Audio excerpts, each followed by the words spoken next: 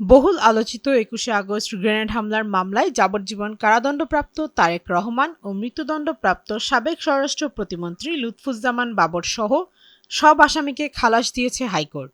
বিচারিক আদালতের রায় বাতিল করে আজ ১ ডিসেম্বর বিচারপতি এ.কে.এম. আসাদুজ্জামান ও বিচারপতি সৈয়দ এনায়েত হোসেনের সমন্বয়ে গঠিত হাইকোর্ট বেঞ্চ এই রায় ঘোষণা করেন।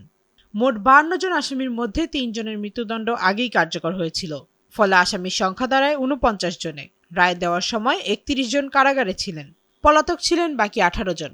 এর আগে ৪ দিন মামলাটি শুনানি হয়। শুনানি শেষে রায়ের জন্য আজকের দিন ধার্য করা হয়।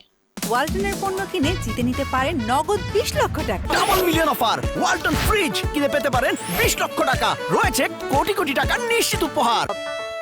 ২০১৮ সালের ১০ অক্টোবর বিচারিক আদালত সাবেক স্বরাষ্ট্র প্রতিমন্ত্রী লুৎফুজ্জামান বাবর ও বিএনপি নেতা আব্দুস সালাম পিন্টু সহ ১৯ জনকে মৃত্যুদণ্ড দেন। একই সঙ্গে বিএনপির সিনিয়র ভাইস চেয়ারম্যান, বর্তমানে ভারপ্রাপ্ত চেয়ারম্যান তারেক রহমান সহ ১৯ জনকে যাবজ্জীবন কারাদণ্ড দেওয়া হয়। বিভিন্ন মেয়াদে কারাদণ্ড দেওয়া হয় অপর ১১ আসামিকে। এরপর ২০১৮ সালের ২৭ নভেম্বর মামলার বিচারিক আদালতের রায় প্রয়োজনীয় নথিসহ হাইকোর্টের ডেথ রেফারেন্স শাখায় পৌঁছায়। পাশাপাশি কারাবন্দী আসামিরা আপিল করেন।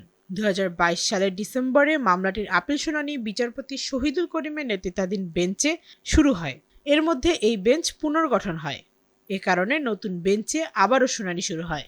আওয়ামী লীগ সরকারের শুনানি শেষ পর্যায়ে গেলেও ছাত্র জনতার গণঅভ্যুত্থানের পর গত ৩১ অক্টোবর মামলাটির পুনরায় শুনানি শুরু হয়। শুনানি শেষে গত ২১ নভেম্বর মামলাটির রায় ঘোষণার জন্য অপেক্ষমাণ রাখে হাইকোর্ট।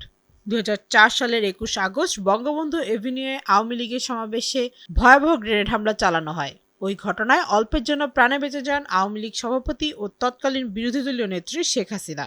তবে হামলায় আওয়ামী লীগের মহিলা বিষয়ক সম্পাদক, সাবেক রাষ্ট্রপতি প্রয়াত জিল্লুর রহমানের স্ত্রী আইভি রহমান সহ ২৪ জন নিহত হন।